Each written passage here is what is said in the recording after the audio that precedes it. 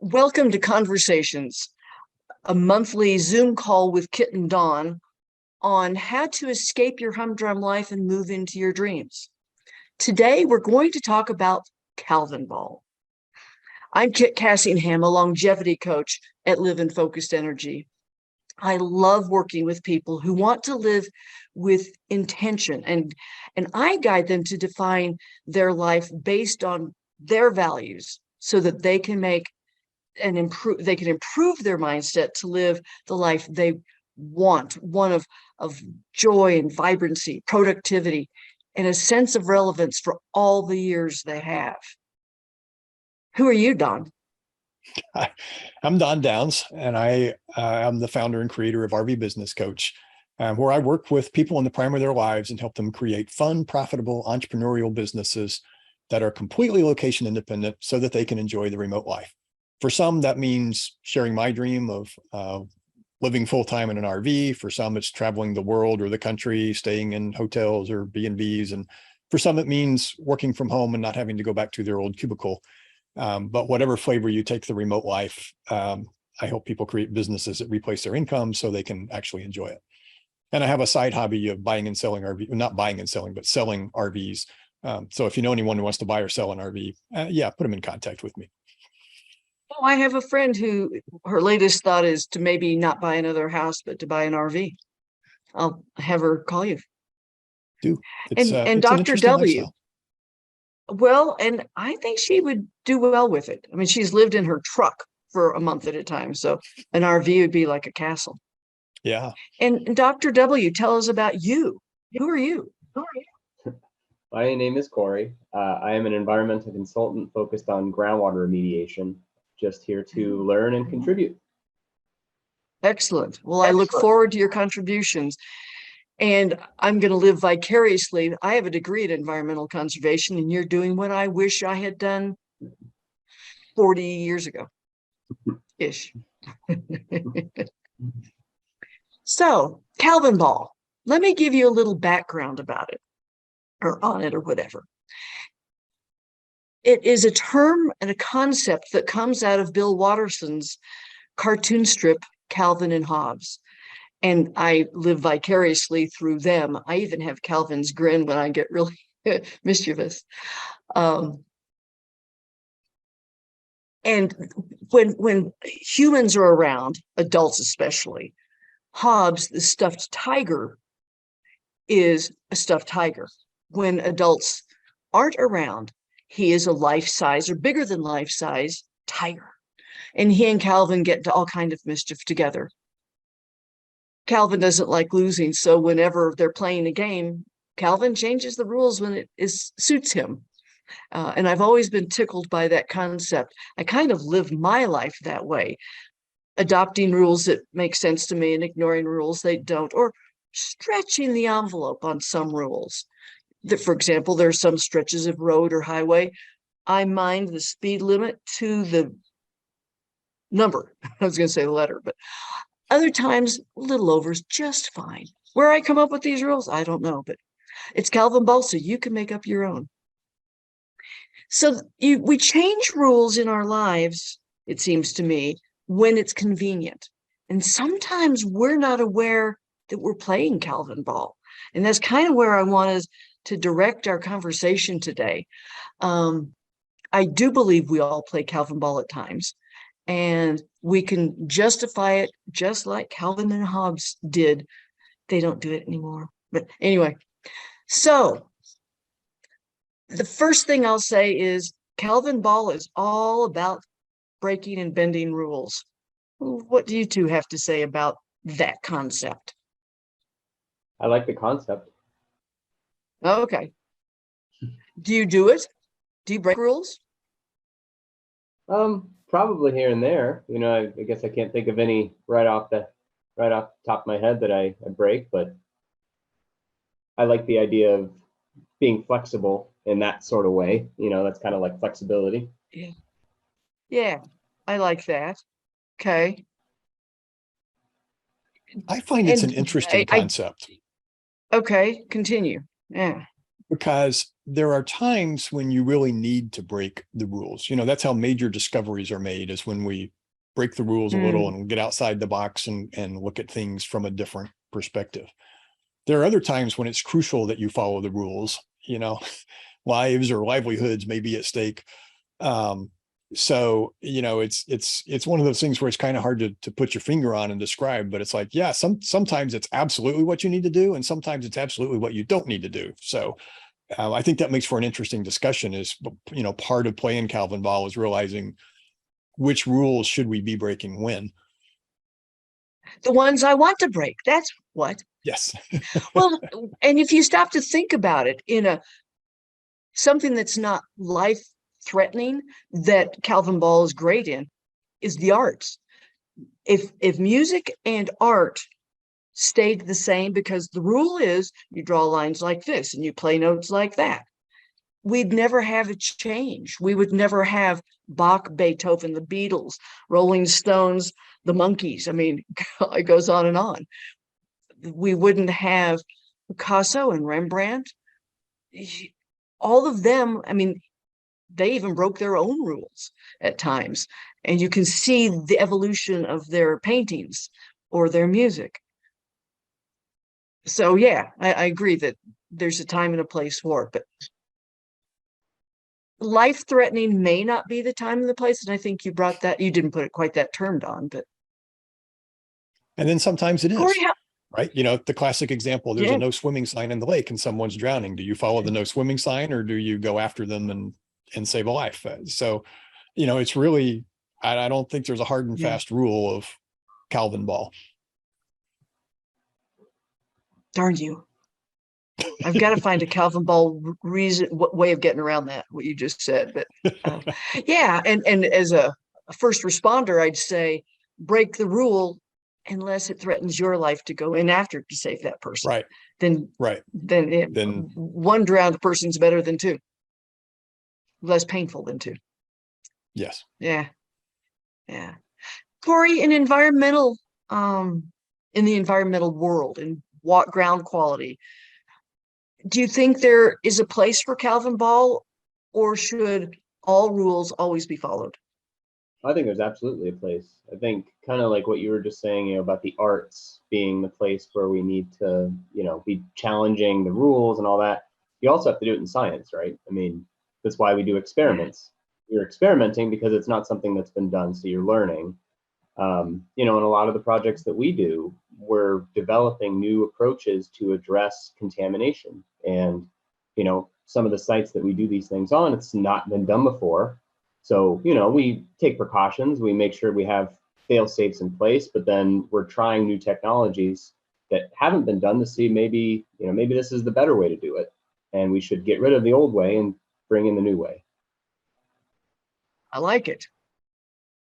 And sometimes I suspect some scientists, some environmentalists will go against even what the boss says, because their gut feeling is, if I do this or don't do this, it will give us toward the results we want, if not actual results we want. So that can be scary. That can be job threatening, unless you really are succeeding or right. Right. How about as Corey in was sports? describing that, it occurred to me that that's a case where you are and aren't playing Calvinball, because you say, this is, we've never done this before. It's always been done this other way, but we suspect it'll be better this way. So you break the rules and you do the new way, but then you follow the rules by making sure it's a controlled environment and that you know exactly what's changing, so that at the end you can say, yeah, this worked or it didn't work, and not, well, we changed 500 things and it didn't work. And we don't know if we had only changed 499, would it have worked, or if it only changed one. So, it's even in science, there's that break the rules and then follow the rules at the same time kind of thing. Yeah, and a good experiment probably only changes one thing at a time, but Calvin and Hobbes didn't get and Calvin and Hobbes didn't do that. They'd say, there's a cliff, let's jump off and see what happens. Yeah. So, and since it's cartoons, they always survive. But do you think there's room for Calvinball in sports, be it swimming, baseball, football, ice hockey? I mean, it depends on the sport. don't think you can break the rules in an American football game and they're going to say, yeah, good job, you did it, because they're written rules. But if you're a swimmer, or if you're maybe an Olympic athlete, then maybe you're breaking the rules, not in terms of how the game's played, but in terms of how you play, how you perform on, the day that you're doing whatever event you're doing. Okay. So And maybe I think you sometimes you can create find a your own, loophole in the rule and exploit it. Mm-hmm. right? Or you create your own stroke or your own running style that's not against the rules, but gives you an edge over everybody else. Mm-hmm. I had my first foot race a few weeks ago, and it's most everybody else ran, and most people went the 5K. I foolishly, it wasn't foolish. It was good. I signed up for the 10K, and I signed my girlfriend up for 10K too. And she has a thing where she will run 100 steps and walk 100 steps. And she feels that the running will get her further ahead, and the walking lets her refuel until it's time to run again. And I just walk fast. But I do have my Mae West. So I broke the rules, the unwritten rules, by being only a walker. I think I was, well, it doesn't matter. But I have what I call my Mae West walk. And I got that from my cross country skiing days, where your left shoulder and right foot are connected. So you put your right foot left shoulder forward as you put your right foot forward. And that gives you a momentum that has you waste your energy less, and takes a little bit of practice to learn how to do it well and efficiently. But my girlfriend, who was running and walking because it's the fastest, most efficient way to go, I caught up with her. I even stopped for a bathroom break and caught up with her. Because at the last stretch, I kicked Mae West into gear and had the energy without any trouble. It frustrated her, but I go, I think for the 13K we do next month, I better perfect Mae West. Is that Calvinball? I would say In so. some ways, yes. Yeah. So, and my friend said, maybe this running, walking thing's not as efficient as I thought. I go, maybe so. Maybe. So what about making rules to suit your needs as opposed to breaking rules? Can we make up rules as we go and not be social pariah or outcast or something? I don't know. Are you going to require everybody to follow your rule, or is it just a rule for you? Because that's it's a little tricky. Oh, good question. I guess it depends on the situation. Right. Sometimes it's a rule just for me. Like, I don't want to eat sugar. I mean, I'll eat a 90 or 95% chocolate bar. So there's a little bit of sugar, and most people can't stand the intensity of that chocolate. Well, I'm not going to make anybody else. That leaves more candy bars for me. And I'm not going to make everybody else quit eating chocolate. I'm not going to make a rule that candy. Nobody can have sugar. That's a silly rule. And people who don't like to eat sugar will sometimes go, well, there's a time and a place for everything. It depends. I believe that sugar feeds cancer, for example. So if you have cancer, you may want to not eat sugar if you want to live a longer, healthier life, and maybe even have a chance at beating out the cancer. So in that case, a little bit of sugar could hurt things. Mm-hmm. Let's see, where's a rule that I want everybody to follow? Oh, a rule everybody has to follow is celebrate me on my birthday. I think Right, it does Corey? make sense, though, to change rules. If we look at the sports analogy, Okay. Major League Baseball meets every year and figures out what rules do we need to change. I think this year they put in a pitching clock or something because to keep the pitcher from standing up there 5 minutes before he throws the ball. The NFL has come up with tremendous rule changes to protect players' heads because of the stuff we figured out about head injuries. So, the whole targeting right. rules and all of that. So, I think there is an element of learn as you go and institute rules. And, sometimes you go, yeah, this is great. And sometimes you go, yeah, that didn't get the the desired effect. Let's back it out and try something else. But, Right. so I don't know if creating new rules is always considered Calvinball, but sometimes you do create new rules, but there's a reason for them. Well, and I don't know if this is a Calvinball direct conversation or not, but I'm having fun just exploring all the nuances of what Calvinball can mean. So two thoughts. One, if we're just doing neighborhood football, golf, baseball, or whatever, Calvinball might be perfect. And the other thought is language changes because of Calvinball. Ain't is in the dictionary now. And when I was in grade school, it wasn't. I don't know when it got. And what was the word? Biohacking is now a legitimate word in the dictionary. Is that Calvinball? Somebody makes up a word and it becomes accepted and used a lot? I think it could be. So I guess I'm trying to think back to your definition of Calvinball, though. It was changing the rules to suit you when you need it. So Yes. if it starts to apply to a bigger group, are those just the rules now? Like, it's not Calvinball anymore if it extends past you. Okay. All right. So Corey and Don, we're out. What are we going to play? Touch football, baseball? What we're going to tag frisbee.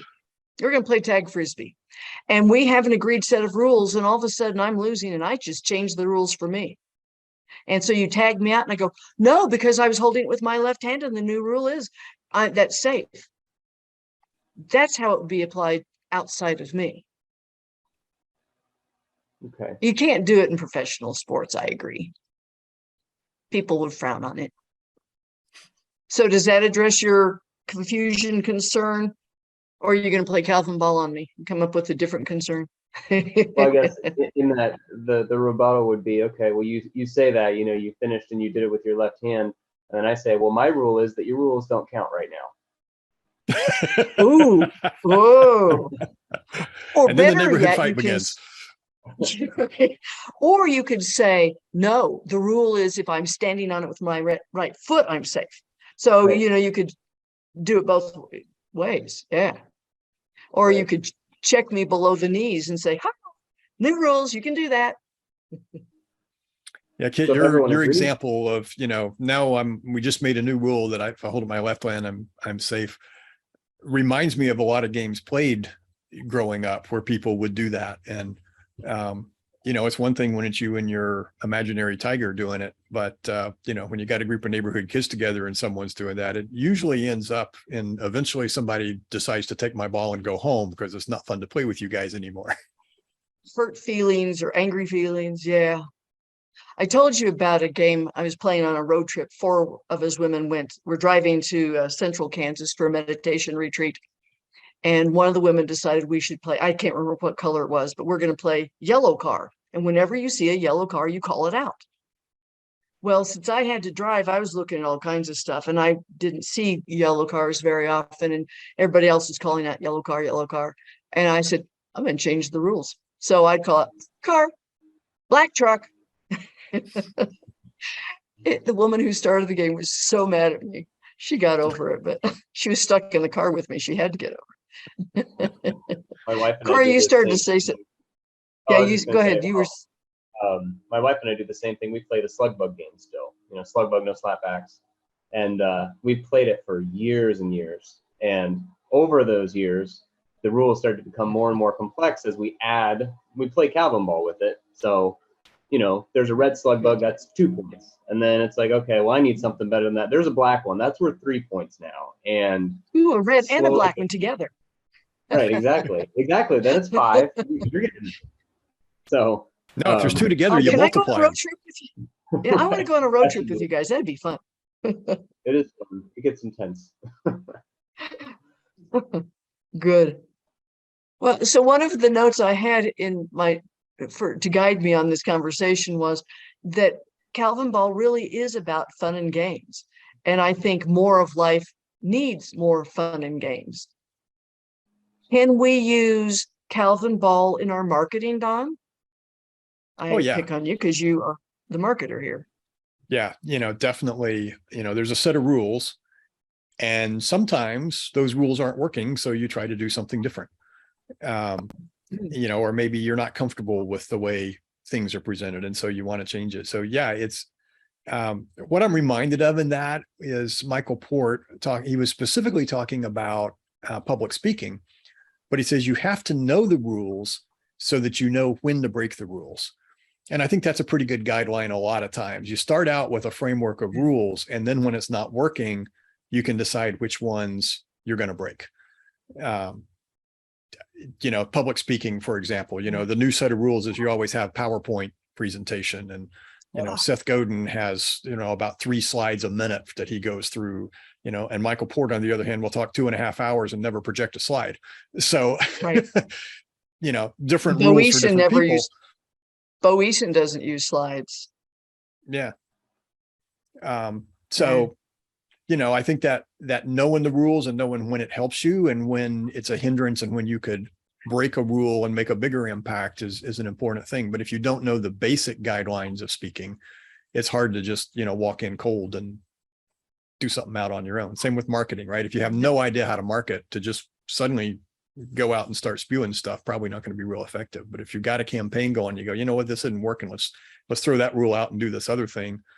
You may find that's what breaks the logjam and makes it effective. Well, I can see that if it's not working, to change the rules to be valuable. But what about if it is working and you want something to work better or different? You want to stand out in a different way. Isn't that a good reason for Calvinball? You can do that too. Tiger Woods at the top of his game started trying to change his swing because he thought he could do even better. And it's debatable whether that worked or not. But, I was just going to ask. That I'm not satisfied with the status quo. I'm going to try to go out and figure something else. But again, if you start with the rules, then you know where you're breaking and you have a fallback if it's not working. So, though some of my best creations have been me just going, oh, I want to do this thing. I don't realize anybody else has done it. There may not be rules, and I just start doing it. And it works for me because I did it, rather than get so wrapped up in the rules that I don't do anything. So I just thought of another Calvinball that's on a real personal basis. And that is, and I don't follow royalty very well. I do know the Queen died. I do know one of the Queen's grandsons and his wife decided to not play the royalty game. They played Calvinball and they said, nope, we're not doing that. We're stepping away and doing our own thing. Do you guys know what I'm talking about? Can you apply names or more detail to this than I did? Is that Prince Harry and Princess Meghan? Meghan? Yeah, Meghan's okay. And I honor that I'm sure the royal family was in a tizzy about all that, but so I guess sometimes Calvinball lets you live your life by your values and needs, which is a good way to live life, I think. Mm-hmm. I think that's a great example is when you decide to break the rules in order to stay consistent with your values. And, we were talking about marketing. There's an example of that, that maybe the traditional marketing rules make you uncomfortable because, you don't feel like it's you, it's, maybe you feel like it's misleading or it's not totally upfront. And so, you go, you know what, I'm going to break those rules. I'm just going to be me. And, and it's funny because we always talk about, you have to be fully authentic and be yourself and follow these rules, So, right. There certainly is some argument for, hey, let's Calvinball this and be a little more honest about what we're doing, be a little more true to ourselves. And one of the marketing rules that I don't follow because it rubs me wrong, I don't like it when it's done to me, so I won't do it to others, is when you're launching a product or a program or something that you start several weeks ahead and you email, your email frequency increases so that the day of launch you email like 5 times. Yeah. And if you're promoting for somebody else and that somebody else and you are both emailing me 5 times a day, I unfollow both of you. It's like, no, no. So I don't do that when I launch. I may post on social media more frequently and change it up, but I'm not going to bombard people with emails. And they say it works. And if you don't mind that approach, go for it. I'm not saying it's wrong. It's just not me. So I'm Calvinballing it, not doing it. Yep, that's a good example. So I mean, I the guess research shows it's pretty effective, but it's not you. And right. you know, Right. do you go out there and be totally inauthentic and do what somebody told you works, or do you say, you know what, I'm going to play with this and try to be me and find something, you know, get Yeah. people to sign up for my thing. Another place that I play Calvinball, I know I'm not alone. I think, Don, you do this too. I believe the no-call list is a great idea. I believe everybody should subscribe, be forced to comply with it. Politicians and religion or charity are allowed to ignore the no-call list. And when a politician calls me, if I actually answer the phone, which is unusual if I don't know the number calling, I'll say, since you're a politician and are not honoring this law you passed, or people, you know, other politicians passed, I feel you're holding yourself above me, and that makes me uncomfortable. I will not vote for you. And you know, they're not hearing me because they know that nobody else Because it's is a going to do recorded that. message, but yeah. Well, no, if there's a human there, I don't Hmm. talk to I do talk to computers. I don't talk to voicemail. But if I get a live person, I'll tell them how I feel about it. And of course, they hang up on me. Right. I guess that's Calvinball too. So, Yep. Corey, how else do you use Calvinball besides in road games with your wife?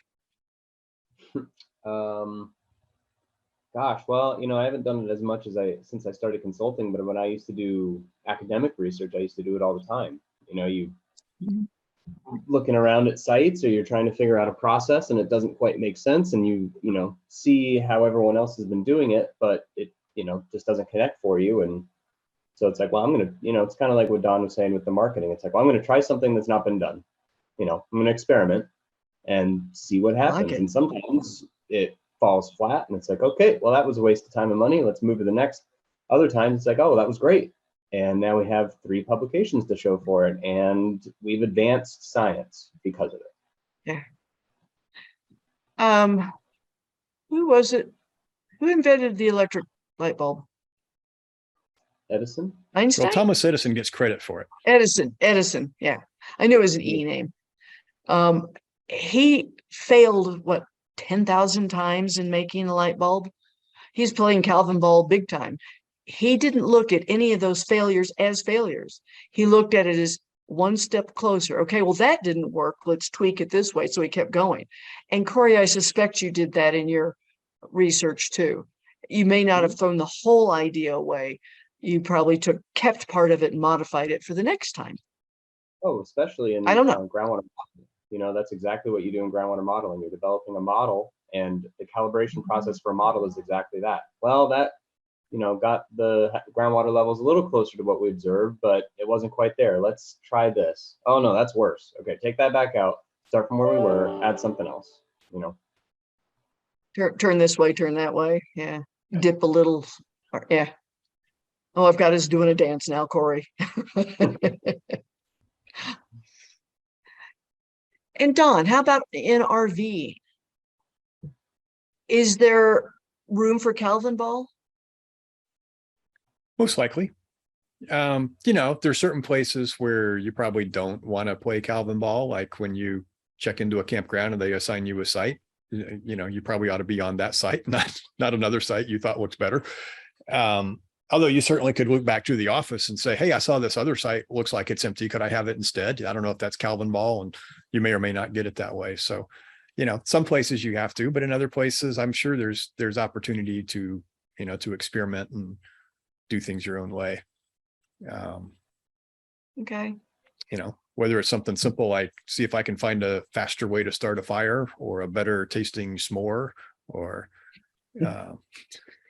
you know, it's always opportunities to experiment and break the quote unquote rules and look for something better. So I have a question. You know, there's a mountain pass in Colorado called Independence Pass. It goes from the Leadville side of the mountains into Aspen. And because it's a narrow, windy, steep road, you got my road going, RVs longer than a certain, I'm going to say longer than 32 feet, I can't remember what it is, are not allowed to go over that. And once a year, somebody thinks that they can manage it, and they block the highway both directions because they get stuck. And I guess they're playing Calvinball, but to just about everybody's detriment. And I'll bet the tow truck to help move them out of the way will charge them a chunk of change. Bet. Yeah, driving on mountain roads is not a good place for Calvinball. It's fun until you get caught. I mean, like driving over the edge or into the oncoming traffic who's doing the same thing. Yep. Corey, you said you had a question? I do, yeah. It's more of a good. Thanks for catching. larger scale. Would you either of you or both of you say that you going and starting your own business and doing this, that in a way is Calvinball, right? Because you're very much so. You are filling a need that you saw that wasn't there, right? Yeah, or in a way that was an unmet need in the style of the business. I mean, there are automobiles, and Musk has created a style that others haven't succeeded in doing, but are now mimicking. Yeah, I think that's a great use of Calvinball, Corey. Yeah, and it's a break of the rule that you go to college and get a degree and then get a job and work your way up. You step out and go, oh, it's all on my shoulders now. That's a big rule break. So yeah. And I like the way you put it too, that you do it because you saw a need or a new way to solve a need that you could fulfill. It's a lot better than, well, I'm tired of working for someone else, so I'm going to go to work for myself and make a lot of money. Right. Sorry, my cat just bit me. Bonus. And sometimes starting that new career lets you live and work in a way that's in alignment with your values. You might work harder than when you worked for somebody else, but you're probably more content with life, and that's right. You might has enjoy value. it more. And if you're adding value to others, then it's a win-win all the way around. Yep, I agree. So I was thinking about RVing and tying it into longevity. And there's kind of a path that people are expected, maybe too strong a word. It's normal for people to, they live in their home, the kids all grow up, or, it's time to downsize, and they may move, the adults, the seniors, the elders may move into a smaller home, and they keep moving until they're in a retirement community or a nursing home. And the retirement community could be an apartment building, or could be a big Del Webb sort of community with lots of stuff, or it could be a nursing home. But for some, I do not want to move to a retirement community. I want to stay active. And so it occurs to me that RVing could be a great way to do that. Or for me to create a little community that is independent living with no rules, no management, just, let's say, 4 friends who decide to buy a fourplex together, and they each take theirs. So that's a Calvinball approach to becoming a senior. RVing would be a great way of doing it. We're seeing that in RVing. Used to, the stereotype was you worked until you retired, and then you bought a big honking motorhome and you drove around the country till you died. And, we're seeing now this younger generation says, well, why do I want to do that? I want to see the country now while I'm still young and able to enjoy it and, be active. And so, they are looking for ways. How can I be fully remote and, still make a living? Maybe I'm not going to be making as much money, maybe not, socking away a lot, but I'm going to be enjoying this lifestyle. So yeah, we're definitely seeing that kind of transition in the RV world of people playing Calvinball and saying, why do I have to wait until some number rolls up on the odometer of my life? why can't I just go? And, I personally, I think it's a great thing. I mean, my business revolves around people that want to do that. Yeah. Yeah. Yeah. So maybe some of this, we're talking about knowing the difference between rules and habits, or habits and preferences. And so if it's a preference or habit, it's something we can change or allowed to change, sometimes encouraged to change, while rules tend to be more rigid. So being Calvin here, I'll say, oh, if it's a rule, definitely play Calvinball with it. If it's a habit or Again, preference, I think you have to know the rules and know why they exist, and then you can decide whether it makes sense to Calvinball it. yeah, just break them anyway, Don. So But yeah, the contra argument to you were talking about the mountain road, right? The speed limit's 25 miles an hour because that's probably faster than you can maintain and stay on the road. So to suddenly decide, well, I'm going to Calvinball this and drive it at 75 might not be a wise decision. yeah, but you only make that mistake once. True. And hopefully you don't take anybody else with you when you go. Hopefully not. Yeah. So can rules become masks for us? And and if that's true or possible, does Calvinball encourage us to take that mask off? There's a philosophical question for you two to chew on. So I'll take a stance yes you can and yes chew. and turn it over to Corey. Oh, Calvinball it. Yeah. I think that Calvinball. I'm not going to explain my answer. I'm just going to give it. Right. It seems. I mean, how you just said it was like it's a way to personalize the rules a bit, right? So you're taking a set of rules and then you're saying, well, I don't like that one though. I'm going to do that one my way, as long as it's not hurting anybody, and that makes it a little bit more well suited for myself. Okay. Right? So in that way, it's like taking off the mask. If your definition of taking off the mask is being more yourself. That's what I'm thinking, that it's living from your heart in alignment with your values and stuff. Yeah. Yeah. And I thought it like, go ahead. Well, a lighthearted finish your thought. Approach to that was way back when I was a realtor. I just decided one day I was going to quit wearing makeup. I think I wore a little bit of eyeliner or mascara or something, but minimal. One of the other agents in the office was a Mary Kay rep.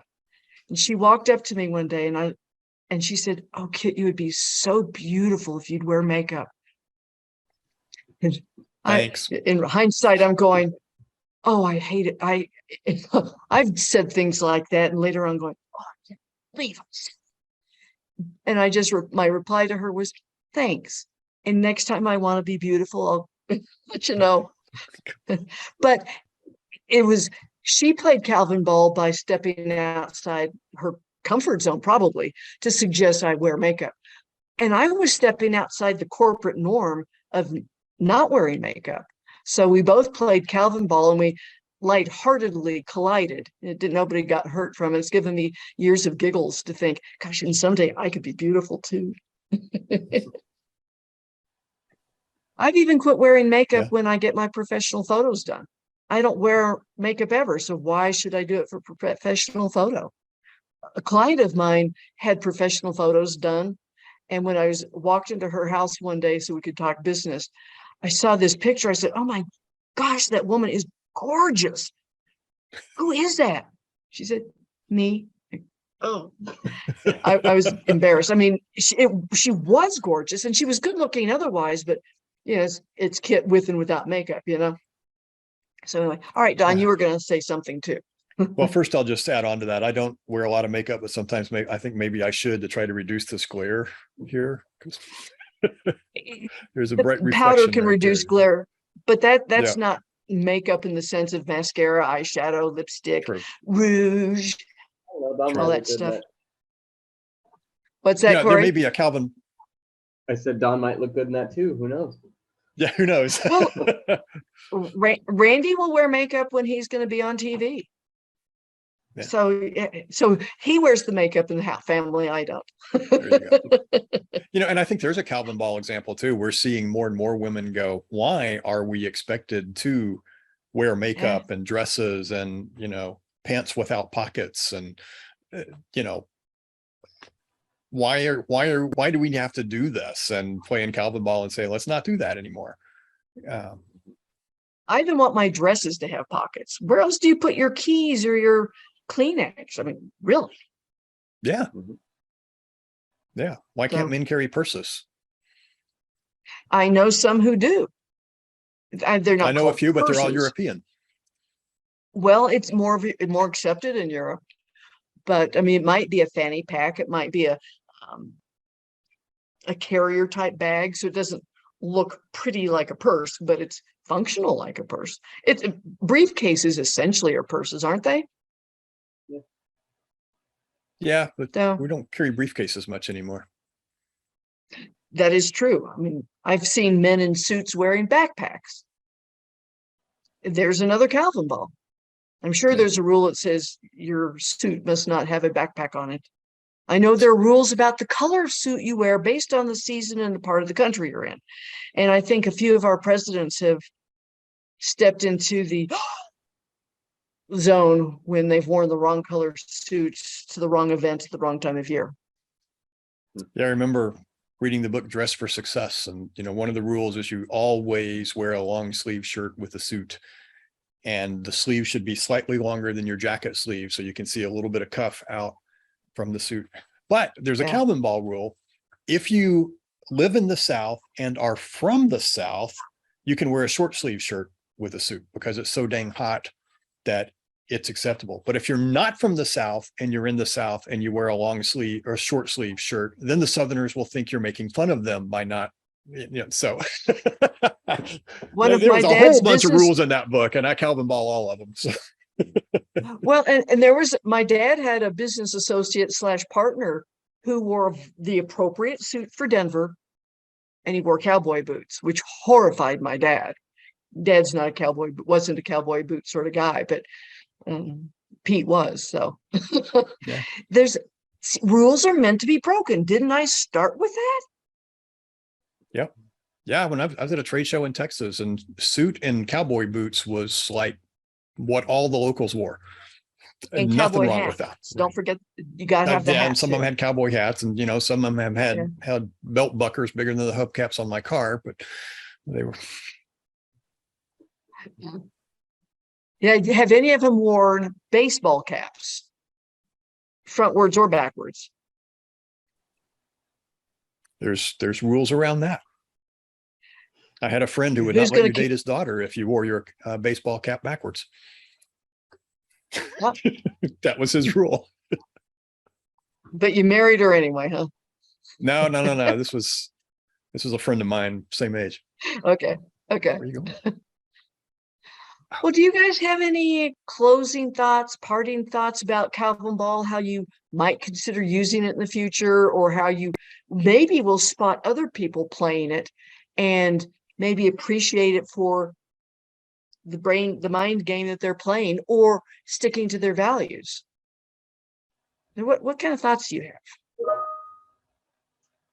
I think that spotting someone doing it, I think it just takes an open mind, right? Because they're doing it, by definition to benefit them.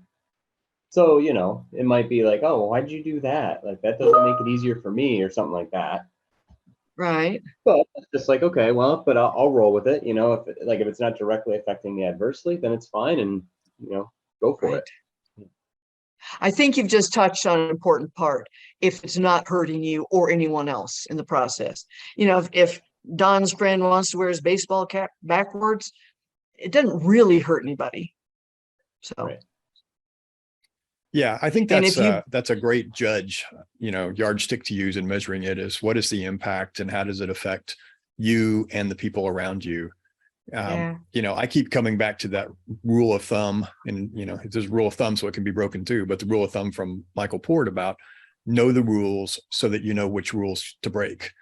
And I think there's a lot of value in that. If you look at the rules, I was going to say this earlier when we were talking about masking, following rules because that's the way it's always been is in a way a mask. And Yes, to be able to step back and go, there's no logical reason why the rule is this. It just developed this way. So right. why do we still need to follow it? What happens if we break that rule? But so I think there's that there's value in, in looking at the rules and going, is there a reason this rule is here? And then basing your decision on whether or not to break it based on that. And that's in a serious life kind of way. If you're, your example, you're playing baseball and you decide that you don't want to be tagged out at third, so we'll invent a new rule to avoid that. That can be kind of a fun and games thing that can be fine too. And there's no, but again, Corey's yardstick still applies. You're not doing any harm other than maybe making people really mad. But if they're into the fun and games as well, why not play some silly games like that? And maybe you can help them lighten their mood, their mode of living by introducing little fun and games to serious business. Yeah, I think Right, so that just popped in my head, but that's a great advantage of Calvinball. It's a perfect opportunity to just lighten up and have some fun and games and go, we're not going to follow the standard rules here. We're just going to go out and do something crazy. And again, as long as we're all on board and we're not hurting anybody, it can be a great creative activity.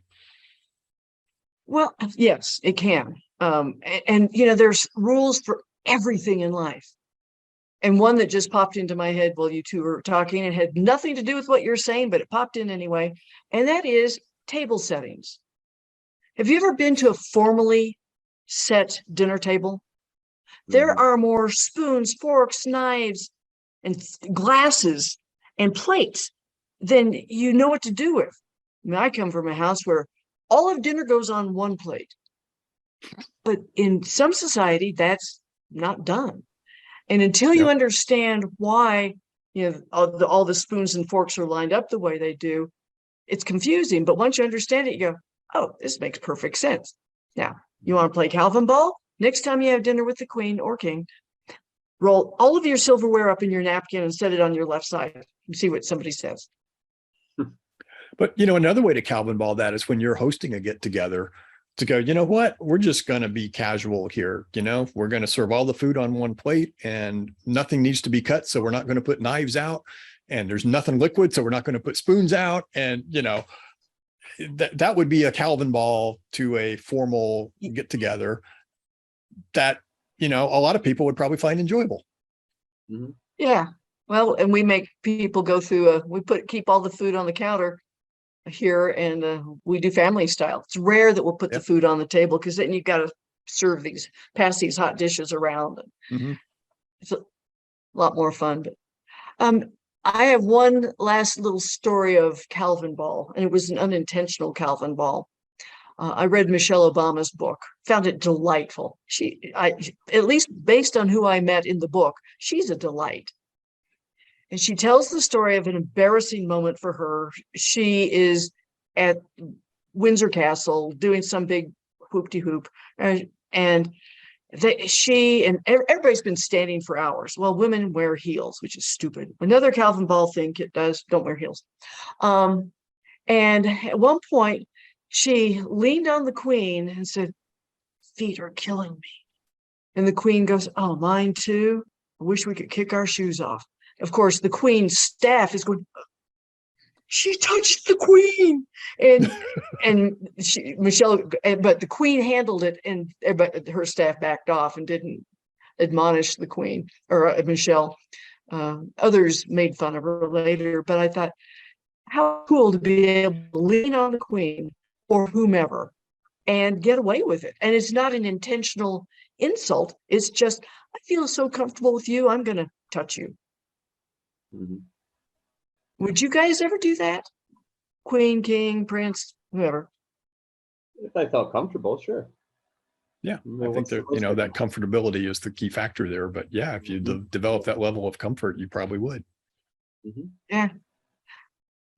I show my comfort and respect for people by calling them by their first name. So I'm sorry, Dr. W, you're Corey. And I do that with my physicians. Who else? Ministers, everybody. I haven't gotten to meet the queen, but I probably would have called her Lizzie or whatever was. So yeah, that's when I do that, just go, oh, there's Kit playing Calvinball again. Don, will you tell us what it is you do real quickly? And do you have any special something for our audience? Sure, Kit. As I said at the beginning, I basically work with people to figure out how to create a business that allows them to be enjoying the remote life. And the key to the business is, as Corey said, he described it so beautifully, find a problem people have and find a way to solve that problem. You got a business. So that's what it's about. And, I just love meeting with people and brainstorming around this before we, get into formal negotiations of coaching or whatever. So I offer a free virtual coffee where anyone can just sign up and meet me, and we'll meet over coffee or whatever your drink of choice is. And you can sign up for that at rvbusinesscoach.com/virtual coffee with Don. And there's a dash between every word. So virtual-coffee-with-Don. Sign up. I'd love to have a chat and get to know each other better.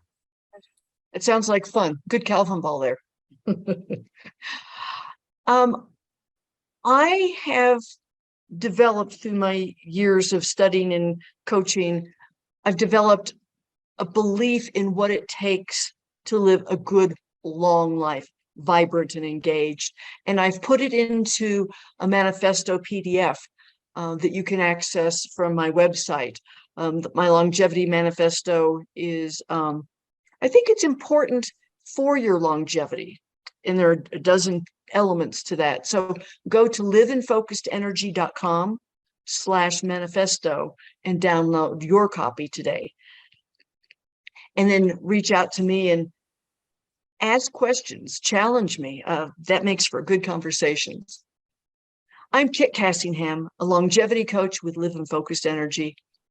I love working with people who want to live with intention, and I guide you to define your life based on your values so you can improve your mindset to live your best life of vibrance, joy, productivity, and a sense of relevance for all the years you have. Join us next month. We'll have another different sort of conversation.